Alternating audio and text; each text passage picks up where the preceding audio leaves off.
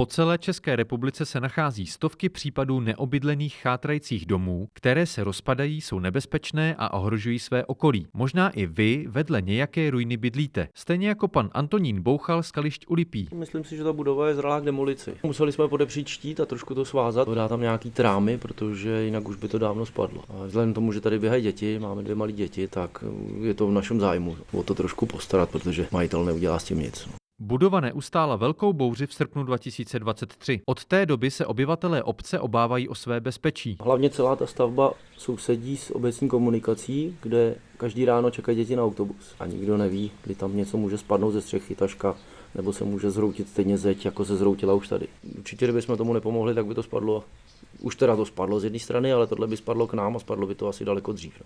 Ke stavu budovy se nám vyjádřila také starostka obce Alena Bláhová. Už se zřítily oba 2 štíty. Ten jeden štít spadl úplně, druhý štít díky zapření souseda pana Bouchala visí na tom zapření. Ta budova je před rozpadnutím, ta už spadne za chvilku sama.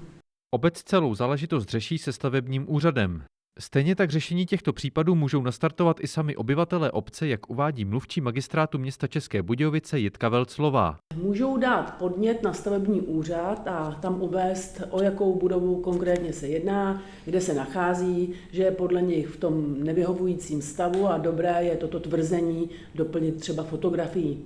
Ten podnět je možné podat buď písemně, nebo i osobně. Stavební úřad provede kontrolní prohlídku a pokud stavba ohrožuje své okolí, může podle zákona nařídit nutné udržovací práce na náklady vlastníka. Starostka obce Kaliště u Lipí potvrdila, že s majitelem nebezpečné budovy proběhla jednání o řešení situace už na začátku roku. Pan majitel napřed jako spíš se podivil nad tím, že by se chtěla demolice téhle budovy, že se domnívá, že by se dala ještě opravit, pak teda prohlídkou na místě samém zjistil, že ten stav je kritický, protože bylo mu řečeno, jaký má možnosti, to znamená nechat si udělat znova znalecký posudek. Majitel se k tomu nevyjádřil, řekl, že si to musí rozmyslet. Jenže pan majitel si to zřejmě rozmýšlí dodnes. Od jednání s obcí nekomunikuje s úřady a na budově se nic nezměnilo. Čas na rozmýšlení má do konce července. Při nedodržení termínu opět zakročí obec a stavební úřad a jak připomíná mluvčí magistrátu, postup je striktně daný.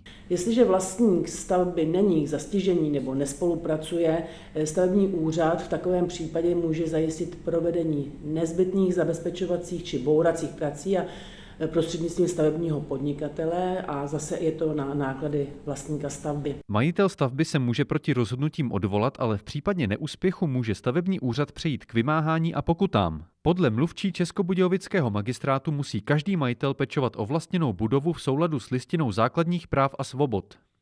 Jeho výkon nesmí poškozovat lidské zdraví, přírodu a životní prostředí nad míru stanovenou zákonem a musí si vždycky uvědomit, že k vlastnictví jakékoliv věci se váží nejen práva, ale samozřejmě také povinnosti a že tady pořád platí zásada neznalost zákona neomlouvá.